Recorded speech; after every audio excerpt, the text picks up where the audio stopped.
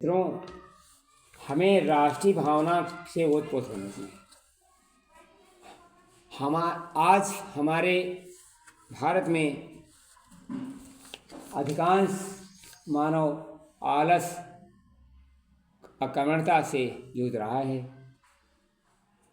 अजमेर राजस्थान के एक अर्थशास्त्र के प्राध्यापक अपने कुछ विद्यार्थियों के साथ भारत भ्रमण निकले।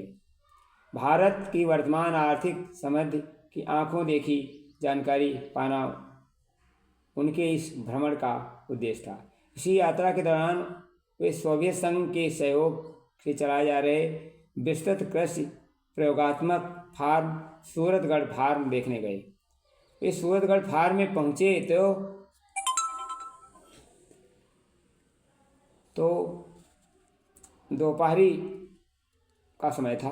राजस्थान का इलाका गर्मी की मार असह्य हो उठी थी।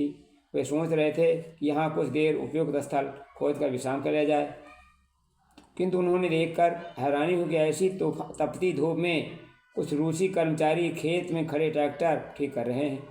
वे गर्मी को बुरी तरह त्रस्त थे, किंतु उसकी परवाह किए बिना वो काम जुटे थे। एक तो ठंडे देश के रहने वाले, दूसरे भयंकर गर्मी, फिर भी अविचलित भाव से काम कर सकते हैं। तो क्या हम इसी देश के रहने वाले इस समय घूम फिर कर फार्म नहीं देख सकते? इस विचार कर उन्होंने समय से फार्म देखने का निश्चय किया और उनके पास पहुँचे। वे जब उसे देखकर वापस उसी स्थान पर लौटे तो उन्होंने उस रूसी कर्मचारियों को दत्तचित्त होकर काम पर करते देखा तो आश्चर्य हुआ। अभी भी वो अपने काम जुटे थे। उन्हें यह देखकर बड़ा दुख हुआ कि वह पूरी फार्म में जहाँ जहाँ इस गर्म जलवायु में अनभ्यस्त रूसी कर्मचारी को काम करते देखा, भारतीय कर्मचारी मज़े से क्वार्टर में आराम कर रहे थे। उन्होंने इसी कारण उन रूसियों से पूछा, आप लोग ऐसी कड़ी धूप में झुलसा देने वाली गर्मी में काम कर रहे हैं कि भारतवासी राष्ट्रीय हित के लिए फार्म बनाया जा रहा है और वे मजे आराम कर रहे हैं? उनके इस प्रश्न का उत्तर सोवियत संघ नागरिकों ने उत्तर दिया। वह बड़ा मार्मिक था। वे बोले, वे लोग अपना दायित्व अनुभव करें या न करें, हमें इसे सरोकार नहीं।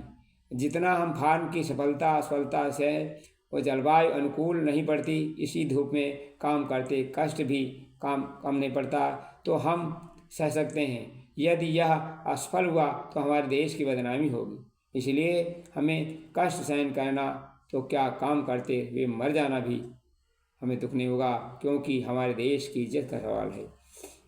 मित्रों, यह था उन लोगों को राष्ट्रीय चरित्र जिनके आगे अध्यापक महोदय उनके शिष्य श्रद्धा नतमस्तक हो गए।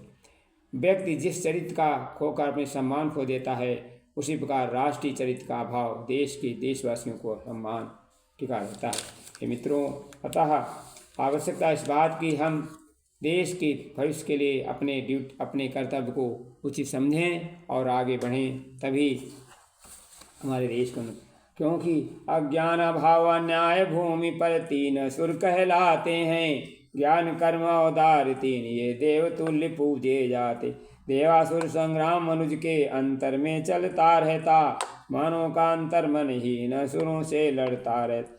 जो इसना बचना चाहे बस दीनहीन कहलाते हैं।